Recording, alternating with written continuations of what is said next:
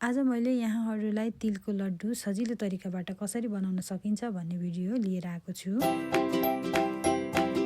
Hi hello नमस्ते सबैजनालाई मेरो युट्युब च्यानलमा स्वागत छ। आज मैले तपाईहरुलाई बनाएर देखाउन लागेको छु तिलको लड्डु र तपाईहरुले यो भिडियो अन्तिमसम्म हेरेर साथ दिनुहोला र नयाँ मेरो च्यानलमा हुनुहुन्छ भने प्लिज सब्स्क्राइब गर्न नभुल्नुहोला र लाइक कमेन्ट गर्न पनि नभुल्नुहोला। ल अब सुरु गरौँ। हामीलाई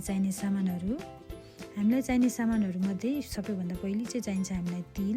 यो चाहिँ मैले फलेर धोएर राखेको तिल हो। अनि त्यसपछि हामीलाई चाहिन्छ सक्खर, यो हो घिउ चाहिँ हामीलाई वासनाको लागि र स्वादको लागि चाहिन्छ। यो चाहिँ रहेको छ बदाम, पिनट। बदाम चाहिँ तपाईहरुले स्वाद अनुसार राख्न सक्नुहुनेछ, नहाल्दा पनि हुन्छ, आफ्नो तपाईहरुलाई मन पर्छ भने हाल्नु होला। र मैले अब यो सामानहरु सबै तयारी गरिसकेको छु र अब मैले प्यानमा थोरै टाइम यसलाई भुट्ने छु। यसलाई चाहिँ लो हिटमा राम्रोसँग भुट्नु होला र यसलाई पाक्नु पर्ने हुन्छ र धेरै पनि नखराउनु होला र तितो हुन्छ। धेरै खरायो भने चाहिँ तपाईहरुले बिस्तारी चलाएर भुट्नु होला। यो चाहिँ मैले अलिकति भिडियोको लागि फास्ट गरेर तपाईहरुलाई देखाएको छु। तिललाई चाहिँ राम्रोसँग भुटेर हल्का गोल्डन ब्राउन कलर बनाउनु पर्ने छ र यो चाहिँ राम्रोसँग पाकेको तिल हो। अब मैले यो तिललाई राम्रोसँग सेलाउन दिन्छु र मैले त्यो प्यानमा फेरि घिउ राखेर घिउलाई चाहिँ मैले यसमा झान्छु र थोरै पानी हाल्छु र पानी हालिसकेपछि सक्खरलाई पनि त्यसमै मिलाउँछु र यो तीनटा सामानहरुलाई मैले एकै ठाउँ राम्रोसँग पकाएर हल्का लेदो बनाउने छु।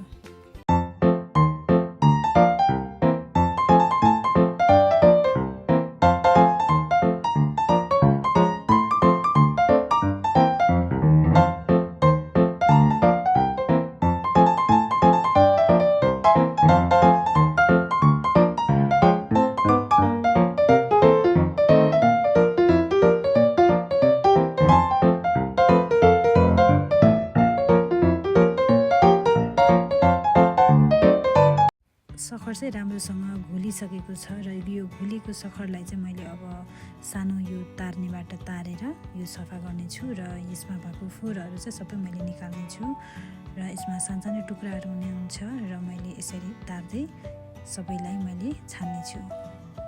तारिसकेपछि मैले यो भाँडाको सक्खरलाई फेरि पनि पकाउने छु र यसमा फेरि ग्यास हिट अन गरेर मैले फेरि राम्रोसँग चलाएर पकाउने छु र यसलाई राम्रोसँग चलाइसकेपछि सक्खर चाहिँ यतिको फाट्नु पर्ने हुन्छ, हातमा लिएर छाम्दा फेरि यो लेभलमा आउनु पर्ने हुन्छ। अनि चाहिँ हामीलाई राम्रोसँग लड्डु बनाउनलाई योबाट सजिलो हुन्छ। अब मैले यसमा तिलमा चाहिँ यो सक्खरलाई पग्लिसकेको सक्खरलाई हालेर राम्रोसँग सबैतिरबाट चलाउने छु र तातो हुनेछ। यो चाहिँ राम्रोसँग तपाईहरुले मिलाएर चलाउनु होला र जति चलाए जति मजाले यसमा गुल्यो त्यति नै एकदमै राम्रो हुनेछ। र यसमा मैले अघि राखेको यो पिनटलाई पनि यसमा मैले हालेको छु, पिनट हाल्छु र मैले अब यसमा लड्डु बनाउन सुरु गर्छु। त्यसपछि लड्डुलाई चाहिँ हातमा नटासियोस् भन्नलाई मैले लिएको छु यो थोरै पानी। यो चाहिँ चिसो पानी हो। चिसो पानीमा चाहिँ हात थोरै भिजाउनु होला र लड्डु बनाउनलाई चाहिँ सुरु गर्नु होला र यसरी बनाउँदाखेरि तपाईको हातमा चाहिँ लड्डु टाँसिने चाहिँ हुँदैन र अब यसरी नै सजिलोसँग बनाउनु होला। र मैले यसरी बनाउँदै सबैलाई एक ठाउँ राख्छु र यो चाहिँ हो भुजा। यो भुजालाई चाहिँ मैले एउटा किस्तीमा राम्रोसँग फैलाएर राखेको छु र यसमा मैले चाहिँ तिलको लड्डु मिलाएर राखेको छु। यो चाहिँ मैले किन राखेको भने यो तिलको लड्डुलाई चाहिँ फुट्न नदिने यो भुजाले गर्छ र यसमा यसरी मिलाएर राख्नुभयो भने चाहिँ तिलको लड्डु फुट्दैन। यसरी नै सबै मैले लड्डुलाई चाहिँ यसरी बनाउँदै यो भुजामाथि राख्छु।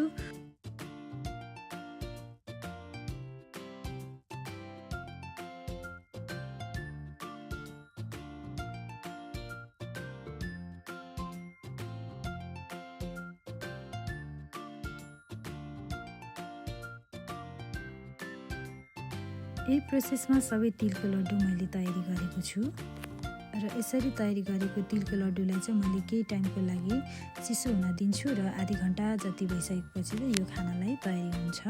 तिलको लड्डु चाहिँ विशेष गरेर माघे संक्रान्तिमा खाने चलन छ। यो चाहिँ पुरानो चलन हो हाम्रो र यसरी नै मैले सबै तिलको लड्डुहरू तयारी गरेको छु।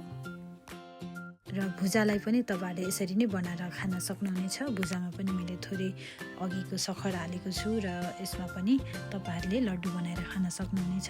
आज मैले यो पनि तपाईँहरूलाई बनाएर देखाएँ।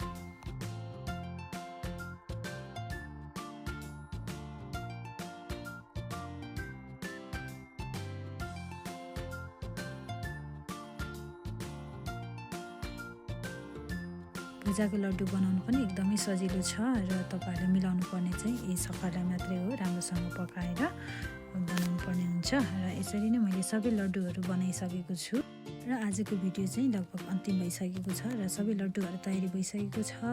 मेरो भिडियो चाहिँ अन्तिमसम्म हेरिदिनु भएकोमा सबैजनालाई धेरै धेरै धन्यवाद भन्दै आजको भिडियोबाट चाहिँ म बिदा हुन चाहन्छु। हस्त, धन्यवाद।